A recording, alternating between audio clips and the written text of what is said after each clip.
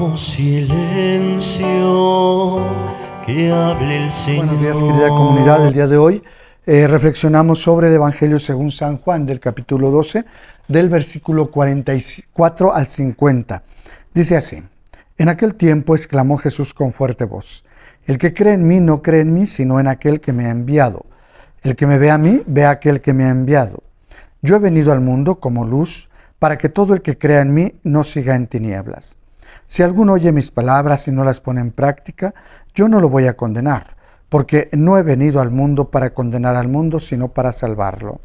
El que me rechaza y no acepta mis palabras, tiene ya quien lo condene. Las palabras que yo he hablado lo condenarán en el último día, porque yo no he hablado por mi cuenta, sino que mi Padre que me envió me ha mandado.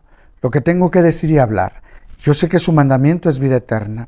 Así pues, lo que hablo lo digo como el Padre me lo ha dicho. Palabra del Señor, gloria a ti, Señor Jesús. Fíjense lo hermoso de esta palabra, y que voy a ser muy breve porque al fin y al cabo encierra esta palabra en el querer enseñarnos lo que Dios quiere.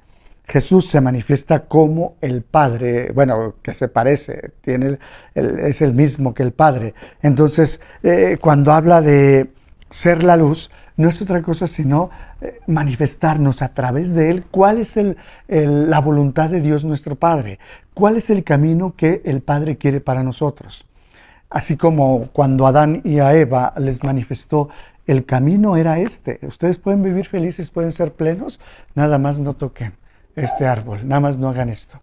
Lo mismo pasa con Jesús. Jesús viene y nos recuerda que hay un Padre amoroso que nos hizo para ser felices, que por lo tanto hay un camino para encontrar esa felicidad. Y entonces Jesús viene y lo vive junto con nosotros, para que nosotros día con día vayamos siguiendo los pasos de Jesús. Por eso dice que es luz, porque arroja esa luz sobre nuestras propias tinieblas, sobre nuestros propios conflictos, sobre nuestros propios problemas. Habla de qué es la luz, porque Él sabe lo que Dios quiere para nosotros y en qué momento nos lo piensa dar.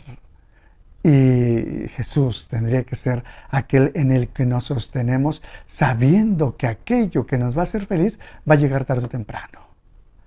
¿Qué es lo que dice Jesús al final? El que me rechaza y no acepta mis palabras, tiene ya quien lo condene. ¿Por qué? Porque si yo te dije por dónde caminar, si yo te dije la verdad y no la quisiste aceptar o no la quisiste vivir, entonces ya es una responsabilidad tuya. Y tú te puedes condenar porque sabiendo qué es la verdad y hacia dónde tienes que caminar, no lo haces. ¿Qué pasa entonces ahí?